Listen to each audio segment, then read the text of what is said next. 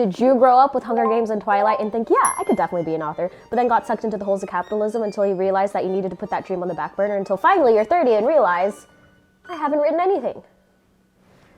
Yeah, me too. Let's talk about it.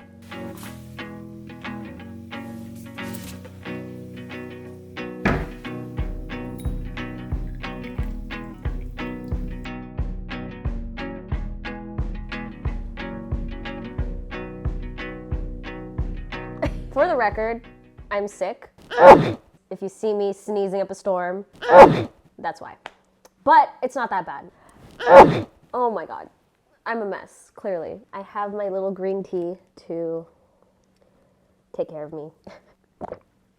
Okay. So for the month of November, I wanted to challenge myself and write 30,000 words to the first draft of my very first book. In order for me to build momentum, I wanted to do this challenge and just go for it, you know? I realized that my dream of being a published author was never put into action. I never really took the time to write fiction. I think a lot of the time that I spent in my 20s was learning how to write for films and for videos, but now I just want to explore this medium that I've loved for so long. I've always loved reading and fiction. I can easily get lost in a fiction book, which is why it inspired me to write my own book. And thus birthed Project Pixel. Hello, all the babies are here. Oh my gosh. Project Pixel is the working title for the project that I worked on for the month of November. I don't want to give away too much, but the main premise behind Project Pixel is that all of the stories revolve around a magic camera. The stories are heavily embedded in magical realism, and it is inspired by Studio Ghibli, which I kind of put in the background. That was what I decided to write 30,000 words on. There's a short story collection about a magical camera. So let's talk about my writing process. I really like stories that are heavily character driven, so I really wanted to focus on the characters.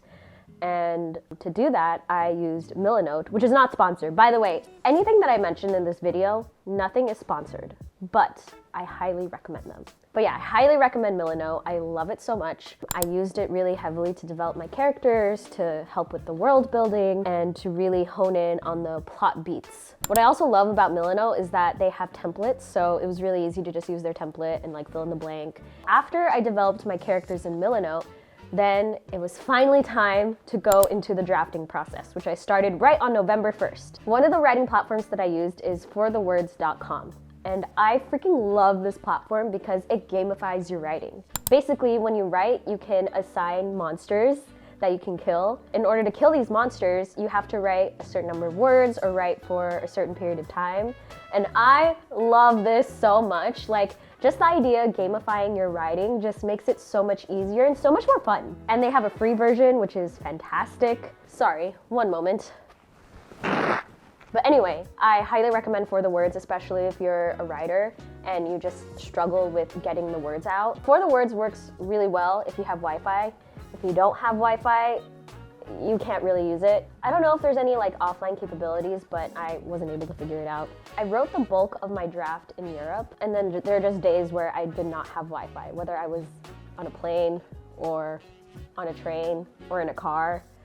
So I ended up getting a trial for Scrivener. There's just a lot of features on there that Google Docs or For the Words doesn't have. I love that there's like a manuscript feature, there's notes that you can add. So far, just based on the amount of time that I've used Scrivener, I really like it. I also like that there's like a screenwriting feature because eventually I do want to adapt these short stories into short films. Let's talk about environment. Majority of the time that I was writing, I was in Europe.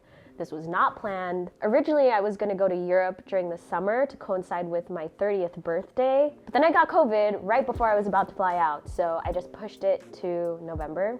I realized that I wanted to do a writing challenge in November, and I thought, well, why not try and write in Europe? I'm gonna be alone for a few days, just traveling and being around so much culture and art, so might as well just like soak it all in and like write. And it was amazing. My writing routine in Europe looked like this. I would eat breakfast, then I would write. If I hit my 1,000 words for the day, I would treat myself to a croissant and then explore Europe. My writing routine coming back home is a little bit different because I'm not romping around Europe. These last few days have been hard to write just because like just a lot of errands that I have to do since I came back from Europe. But the ideal routine is that after making breakfast and my beverage, I'll write.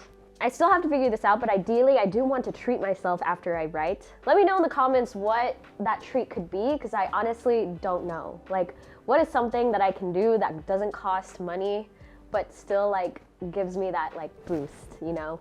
I think when it comes to drafting, you really have to turn off the part of your brain that judges. And I learned this the hard way, because there were a lot of times where I was writing and I was just cringing.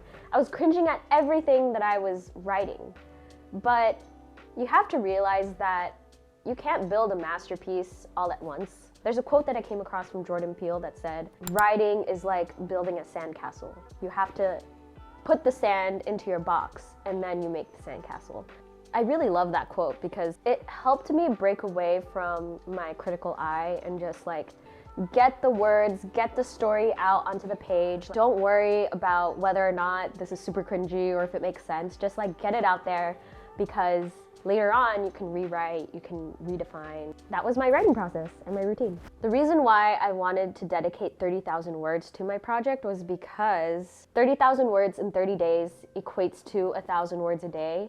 And I thought that was a good enough challenge for me to like really get those words in, but also was still doable. And for the most part, it was pretty doable. Like there were days where I was just racking up 1,000 words every single day. And then there were days where I just wrote nothing. Like for example, election day, because we know what happened there. For the most part, I think it was very doable. Would I do it again?